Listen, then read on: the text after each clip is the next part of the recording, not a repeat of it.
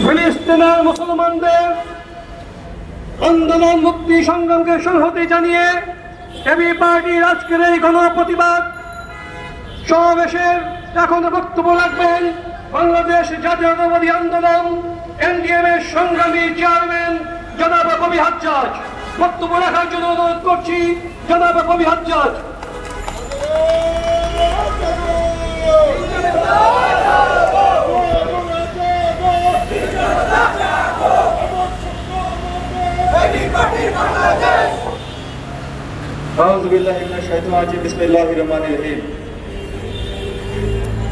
আজকে এখানে উপস্থিত এবি পার্টির সকল নেতৃবৃন্দ, বিশেষ গুণীজন, আমার মিডিয়ার সব ভাই ও বোনেরা, আপনাদের সবাইকে আমার সালাম। আসসালামু আলাইকুম ওয়া রাহমাতুল্লাহি ওয়া বারাকাতুহু। আমি প্রথমেই অভিনন্দন জানাই এবি পার্টিকে এমন একটা অনুষ্ঠানের আয়োজন করবার জন্য যেখানে আমরা সবাই মিলে আমাদের প্যালেস্টাইনের অত্যাচারিত ভাই ও বোনদের জন্য আওয়াজ তুলতে পারি এবং একই সাথে তাদের জন্য মহান করুণাময় আল্লাহ তাআলার কাছে দোয়া চাইতে পারি। আজকে প্যালেস্টাইনে যে জিনিসটা হচ্ছে এইটার একটা মাত্র নাম, এই নাম গণহত্যা। ইসরায়েল প্যালেস্টাইনে গণহত্যা চালাচ্ছে। তবে দুঃখের কথা হলো এইটা যে এই গণহত্যা হঠাৎ করে অক্টোবরের 7 তারিখের পর শুরু হয় নাই। এই গণহত্যা 80 বছর ধরে চলছে এবং এই 80 বছর ধরে পুরো বিশ্ব, বিশেষ করে বিশ্বের যে শক্তিধারী দেশগুলো আছে, পশ্চিমা দেশগুলো, তারা এটার বিরুদ্ধে তো আওয়াজ তুলেই নাই। ইসরায়েল তো দেশ, এর ভিতরে যে জায়নিস্টরা আছে, যারা এই যে উগ্রবাদী, যেমন এই যে আমাদের পাশে ভারত আছে না, ভারত যেই দেশটার সাথে একসাথে আমরা সবাই মিলে হয়তো একটা দেশে ছিলাম, এই ভারতে আজকে যেমন উগ্রবাদী হিন্দুত্ব জন্ম নিয়েছে, যারা মুসলমান বিরোধী, যারা একদিকে তাকিয়ে থাকে কিভাবে মুসলমানদের নিচু করবে, যে একইভাবে ইসরায়েল দেশটা, ইসরায়েলে যে জায়নিস্ট আছে, এই জায়নিস্টরা মুসলিম বিরোধী এবং এই জায়নিস্টরা এই অত্যাচার, এই গণহত্যা চালিয়ে যাচ্ছে 80 বছর। শুধু এই গণহত্যার মাত্রা গাজা স্ট্রিপে গত অক্টোবর মাস থেকে নতুন ধারা নিয়েছে। এই মাত্রা এমন জায়গায় গেছে যে আমরা যখন বলি বিশ্বে, পুরো বিশ্বে যখন গণহত্যা নিয়ে কথা হয়, পুরো বিশ্বে যখন কারা এটার সবচেয়ে বড় সাফারার নিয়ে আলোচনা হয়, তখন আমাদের দেশের নাম আসে। 1971 সালে পাকিস্তান হানাদার বাহিনী লক্ষ লক্ষ আমাদের জনতার উপর অত্যাচার করেছে, গণহত্যা করেছে। গণহত্যার কান্না, গণহত্যার কষ্ট, গণহত্যার দুঃখ বোঝার মতো যদি কোনো জাতি এই বিশ্বে থাকে, তাহলে আমরা বাংলাদেশি সেই জাতি। আজকে আমাদের অত্যন্ত দুঃখ হয় বলতে যে আমাদের ইসরায়েলের ভাই বোনদের উপরে যখন গণহত্যা হচ্ছে, তখন আমাদের সরকার সেটা নিয়ে কি আচরণ করে।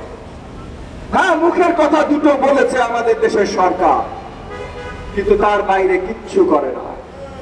এবং এই ইসরায়েলের যে জায়নিস্ট সরকার, এই যে ইসরায়েলের জায়নিস্ট প্রধানমন্ত্রী নেতানিয়াহুর সরকার, যারা একদম ঠিক করে বসে আছে যে পুরা ইসরায়েল থেকে তারা মুসলমান দূর করবে, প্যালেস্টিনিয়ান পুরো জাতিকে তারা শেষ করে দিবে। গাজা স্ট্রিপ শুধু না, গাজা তো অক্টোবরে ধরেছে, এরপর ওয়েস্ট ব্যাংক ধরবে। একটা মুসলমান ওরা ইসরায়েলে থাকতে দেবে না এই জায়নিস্টরা। এই জায়নিস্টদের বিরুদ্ধে আমাদের দেশের সরকার তো কথা বলেই না। আমাদের দেশের সরকার তাদের সাথে লেনদেন শুরু করতে চায়। অত্যন্ত দুঃখের সাথে বলতে হয়, এই 40-এর দশকের 50 দশকের পর থেকে কোন ইসলাম, কোন মুসলিম দেশ বড় ধরনের কোন কন্ট্রিবিউশন রাখে নাই আমাদের প্যালেস্টিনিয়ার ভাইদের জন্য, ভাই বোনদের জন্য। এখন বাস্তবতা আসতে হবে। আমরা বাংলাদেশে শুধু মিসিং মিডিল করে প্যালেস্টাইনের কিচ্ছু করতে পারবো না, কিন্তু আমরা যদি শুরু করি, বাংলাদেশে যদি আজকে এবি পার্টি যেমন করছে, আমার দল এনডিএম যেমন করেছে, আরো যারা আছেন তারা শুরু করেছেন, চলেন আমরা একসাথে হয়ে, শুধু আমাদের দেশের রাজনৈতিক কথা না, আজকে আমাদের দেশের রাজনীতি নিয়ে আসি নাই, কারণ রাজনীতিবিদ হিসাবে, এই দেশের নাগরিক হিসাবে, এই বিশ্বের নাগরিক হিসাবে এবং মুসলমান উম্মার অংশ হিসাবে আমাদের উপরে আরো কিছু দায়িত্ব বর্তায়। পুরো বিশ্বে কি হচ্ছে সেটা নিয়ে আওয়াজ উঠানো আমাদের দায়িত্ব। আজকে বাংলাদেশের মাটিতে যদি আমরা সবাই মিলে মিছিল করা শুরু করি, আমরা সবাই মিলে হাঁটা শুরু করি আমাদের প্যালেস্টাইনের ভাই ও বোনদের অধিকারের জন্য, তখন সেইটা বিশ্বে একটা সারা জাগাবে। আমরা যখন শুরু করব আমাদের পাশের দেশে আমাদের নিপীড়িত মুসলমান ভাইয়েরা, ভারতের হিন্দুত্বের হাতে যারা নিপীড়িত, তারা বুকে সাহস পাবে, তারা সাহস পেয়ে তারা মাঠে নামবে। আমাদের প্যালেস্টাইন ভাই বোনদের অধিকারের জন্য মাঠে নামবে, তারা নামবে। তাদেরকে দেখে আমাদের মালয়েশিয়ার ভাইরা নামবে, ইন্দোনেশিয়ার ভাইরা নামবে, কুয়েতে নামবে, কাতারে নামবে।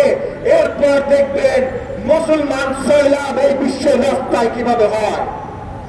আর যখন সব জায়গায় নেমে যাবে, তখন আর ইসরায়েল যা করছে তা করতে পারবে না। কারণ ইসরায়েল সবকিছু নিজ শক্তিতে করছে না, পশ্চিমা বিশ্বের শক্তিতে করছে। আজকে যদি যুক্তরাষ্ট্রের এই ফ্লিট, ওই এয়ারক্রাফট ক্যারিয়ার, এই এয়ারক্রাফট ক্যারিয়ার মেডিটেরিয়ান থেকে সরে যায়, কালকে দেখবেন রেড সি থেকে সরে যায়, কালকে দেখবেন ইসরায়েলের এত আওয়াজ করার শক্তি নাই। তখন এই এক ইরান কাফি ইসরায়েলকে চুপ করিয়ে দেওয়ার জন্য। আমাদের পুরো বিশ্বে মুসলিম উম্মার ভেতরে আমাদের একত্রিত হইতে হবে। পুরা বিশ্বের মুসলিম উম্মার একভাবে আওয়াজ উঠাইতে হবে, পুরা বিশ্বের মুসলিম উম্মার একসাথে আওয়াজ উঠাইতে হবে। তাইলে পুরা বিশ্বের মুসলিম উম্মার যদি একসাথে আওয়াজ উঠাইতে হয়, অন্য কারোর দিকে তাকানোর দরকার নাই। কাতার ভুলে যান, সৌদি আরব ভুলে যান, মালয়েশিয়া ভুলে যান, বাংলাদেশের মাটিতে 17 কোটি মুসলমান আছে। আমরা তুলব মুসলিম উম্মার জন্য আওয়াজ। চলেন আজকে এই এবি পার্টির এই সমাবেশ থেকে আমরা একটা জিনিস হলো একে অপরের সাথে প্রমিস করি যে মুসলিম উম্মার আওয়াজ, প্যালেস্টাইনের জন্য আওয়াজ, মুসলমানদের অধিকার ছিনামিয়ে খেলে যে বিশ্বের যে কোনো জায়গায় তার বিরুদ্ধে আওয়াজ বাংলাদেশের মাটি থেকে আমরা মুসলিম উম্মা উঠাবো ইনশাআল্লাহ। আপনাদের সবাইকে অসংখ্য ধন্যবাদ। জয় বাংলাদেশ।